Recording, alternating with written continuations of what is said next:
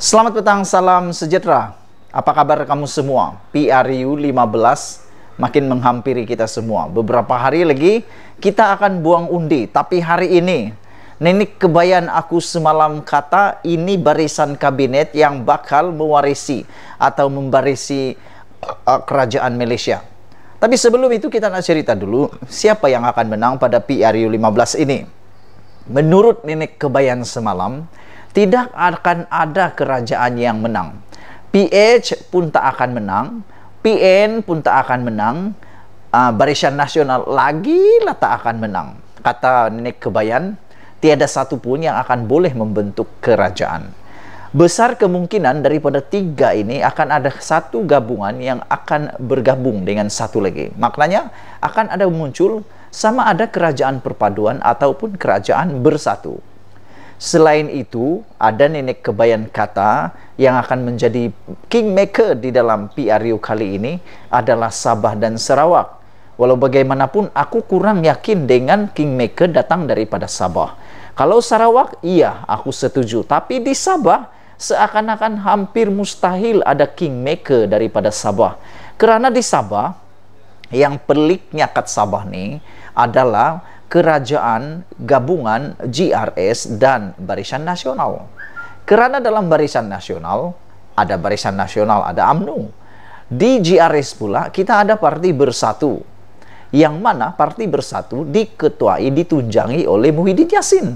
Kalau di Semenanjung Malaysia, BN dengan Muhyiddin Yassin, kita sudah tahu mereka bermusuhan. Bahkan Muhyiddin kata musuh utama Perikatan Nasional ialah Barisan Nasional. Jadi itu sebabnya aku kata Sabah ni amat sukar ada yang akan menjadi kingmaker. Tidak akan ada jadinya kingmaker di Sabah. Cuma kalau Pakatan Harapan mampu menmenangi sekurang-kurangnya katalah dapat 10 kerusi di Sabah, itu satu perkara yang memang sudah dikatakan luar biasa. Bagaimanapun, adakah warisan yang akan menjadi kingmaker? Dan siapakah yang akan warisan sanggup tolong? Kerana aku yakin dan aku pasti warisan tidak akan bersama dengan Barisan Nasional. Kerana Safi Afdal daripada Barisan Nasional, dia dipecat. Jadi aku rasa dia tidak akan mungkin menjilat ludah atau menelan ludahnya sendiri. Selain daripada itu, aku fikir juga warisan ini dia tidak akan bekerja sama dengan Pakatan Harapan. Tapi kerana apa yang aku rasa, kenapa dia tak akan bekerja sama dengan Pakatan Harapan? Kerana aku fikir Safi Afdal juga mengidam jawatan Perdana Menteri. Jadi sekarang adakah warisan boleh jadi kingmaker? Kalau dia nak jadi kingmaker, mungkin dia akan membantu Pakatan Harapan pula. Itu pun bergantung pada berapakah kerusi yang mampu dimenangi oleh Pakatan Harapan atau warisan. Kerana sebelum ini Rafizi kata Pakatan Harapan mungkin boleh menang 80 kerusi. Manakala Barisan Nasional hanya mampu menang paling banyak antara 60 hingga 70 kerusi. Dan syarat untuk menjadi kerajaan dalam parlimen di Malaysia, mereka mesti mempunyai sekurang-kurangnya 120 kerusi atau 112 kerusi. 112 campur 112, 124. Betul. Mesti ada 112 kerusi. Kalau PH hanya mampu menang 80 kerusi, bermaksud PH masih perlu 40 kerusi lagi daripada tempat yang lain. Nah, mungkin inilah datang daripada Sarawak dan mungkin sebahagian daripada Sabah.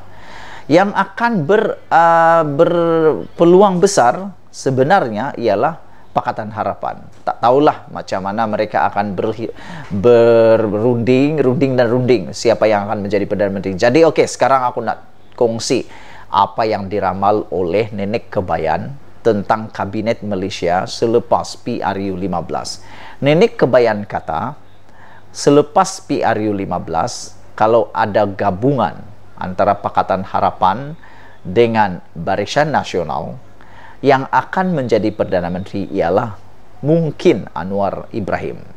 Tetapi kalau Pakatan Harapan yang bergabung dengan Perikatan Nasional, ini hampir mustahil untuk dapat siapa Perdana Menteri. Karena Muhyiddin pun nak juga, Anwar pun nak juga. Begitu juga Barisan Nasional. Barisan Nasional pun nak juga, Pakatan Harapan pun nak juga. Jadi, kamu pikirlah, kalau begitu, lebih baik undi siapa? Baiklah. Ada orang cakap, Zafrul akan jadi Menteri Keuangan semula. Aku tak fikir Zafrul akan menjadi Menteri Keuangan semula. Karena kalau Barisan Nasional ditakdirkan menjadi kerajaan, yang aku ramal yang akan menjadi, nenek kebayan kata, yang akan menjadi Menteri Keuangan nanti adalah Ahmad Maslan. Karena Ahmad Maslan pernah menjadi Menteri Keuangan, timbalan Menteri Keuangan ketika era Najib. Jadi amatlah penting untuk melantik orang-orang yang sedondon sekepala dengan Najib. Mungkin itulah yang akan terjadi. Dan aku pikir nanti Khairi Jamaluddin akan diletakkan sebagai menteri. Sama seperti sekarang kesehatan. Itu pun kalau Khairi Jamaluddin boleh menang. Karena nampaknya hari demi hari Khairi Jamaluddin makin berani mendedahkan demi mendedahkan apa yang berlaku sebenarnya dalam kepimpinan UMNO. Sebelum ini Khairi ditendang daripada Rembau masuk ke Gua Singa, yaitu di Sungai Buloh. Sungai Buloh mempunyai majoriti undi PKR 26.000. Bayangkan. Dengan itu aku bolehlah menjangkakan ini adalah singa, lubang singa, Gua Singa untuk Khairi. Dan beliau mungkin akan mati di Baham di sana. Jadi, sekarang mission impossible untuk Khairi menang di sana. Tapi, baru-baru ini, dua perkara yang didedahkan oleh Khairi. Pertama, Khairi kata dia nak jadi Perdana Menteri. Dia nak jadi pemimpin UMNO satu hari nanti. Jadi, apa yang dikata oleh Sabudin Hussein semalam, beliau kata, pengakuan terbuka Khairi Jamaluddin ini mungkin akan menempah kekalahan buat Khairi. Khairi mungkin tak akan dikalahkan oleh musuhnya lagi daripada PKR dan juga Parti Perikatan Nasional. Tapi mungkinkah, tulisan Sabudin kata, mungkinkah Khairi Jamaluddin akan dicantas oleh pemimpin-pemimpin UMNO yang selama ini mengidam menjadi Perdana Menteri. Karena sebelum ini menurut Sabudin belum pernah ada sesiapapun pemimpin di dalam UMNO yang berani bercakap secara terbuka mahu jadi Perdana Menteri.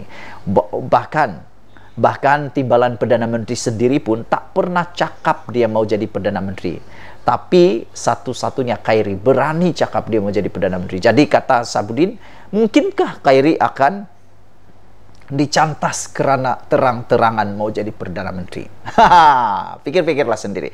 Yang kedua, semalam juga Khairi cakap, beliau tidak diberi pilihan untuk mahu masuk di Sungai Buloh. Dan yang terkini, KJ kata dia bukan pak turut, dia bukan pak iya.